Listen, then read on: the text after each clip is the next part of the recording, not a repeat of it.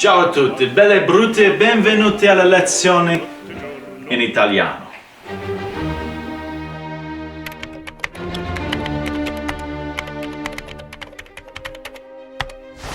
Hi, my name is Adam DeCirio, and I am not a professional in Italian language, but I did study abroad a few years ago to Italy, lived there for about 6 months, and have been back a few times since. And I'm just excited to share with you a few key words or key phrases that you might want to know before you get off the plane so that you can feel excited and confident to go through Italy. Now, of course, the Italian people don't expect you to be able to speak their language, especially not perfectly, but if you give it just a little bit of effort, oftentimes you'll see that they give a lot of effort back. So without further ado, let's get started. One of the most common words you'll hear all day and all night long through Italy is ciao. This simply means hello, but it also means goodbye. So you'll hear it a lot, and occasionally you'll even hear salve. Salve also means hello, but it's a lot more formal. So if for some reason you're going to be meeting someone important, maybe a grandmother or a future in-law, you might want to know this word, salve. In the morning, you'll hear people saying buongiorno, which means good morning, or more technically means good day. And it's broken down meaning buon, which means good, and giorno means day. So you'll hear people say this every morning. So next time you wake up and you see someone, make sure to say this. In the evening, however, buonasera means good evening. And then when you're ready to go to sleep, buonanotte. Now if you want to ask for something, you might want to include a please. It'll help get you a little bit further. You can ask this by saying per favore. It's kind of similar to Spanish, but a little bit different, so make sure you pronounce it like that. Per favore. And oftentimes they'll say sí, which means yes, or no, which just means no. If you get what you want, it's often nice to say thank you or grazie. Now this is a word I've heard butchered a lot, so make sure you pronounce it correctly. It's not grazie. And it's also not gracias. That's Spanish. Forget what you learned in high school. This is Italy in Italian, so it is grazie. As you can see, there's 2 vowels at the end, so you got to make sure to pronounce every letter like this. Grazie. Once you say thank you, oftentimes they'll say prego, and they're not trying to hand you a can of tomato sauce. They're actually saying you're welcome. Another thing that you might hear or want to use is grazie mille, which just means thank you very much or thanks 1,000, which is a lot of thanks, that's for sure. Let's say you bump into someone and you want to say excuse me or you did something wrong.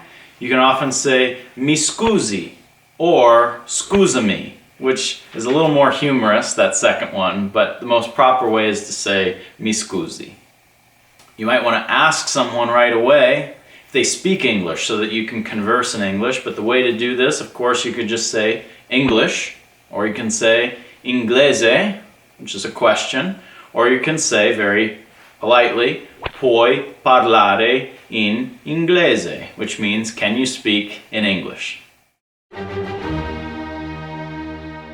Now let's say you come upon the rare experience where you would like to buy something in Italy. I know, never happens, but let's say that you want something, you might want to ask how much it is first. The way to do this is you can say costa, which just means the cost, or quanto costa, which means how much. Now, of course, they're probably going to respond to you in Italian, but you can say write it down by just using a hand gesture or giving them a piece of paper to write it down so that you can see what the amount is, or if they ring it up, of course, on the cash register, you'll see how much it is right away. Now maybe you're in a restaurant or you're in a market and you want to pick something, you can of course just point to it. Otherwise you can say questo, which means this or this one. Now another thing you might need to use, again, very rare occurrence, but maybe you do, is the bathroom. So you might want to ask where that is. You can say bagno, which is a question for bathroom, or dove il bagno, which is where is the bathroom. Now you might get a response like, vai alla fine della strada, gira a sinistra e dentro il ristorante troverai il bagno.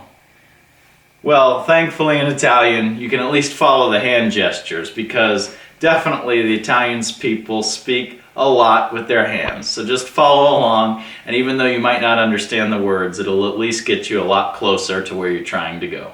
If you do have to use the bathroom, oftentimes it's not free. So when you go into some place, usually you have to buy something, a little water or a cappuccino or something. You spend €1 or two and then they'll let you use the bathroom. But the bathrooms are for paying customers only. So at least buy a little something and they'll be perfectly fine with you using it. And in a restaurant, something you need to know is that they usually don't bring the bill to you. You have to ask for it. And by usually, I mean every time. So when you're done and you're ready, you would ask your waiter or waitress for the bill, or il conto, which technically means the count, but that means to them, please bring the bill. And then you'll be able to pay and be on your way.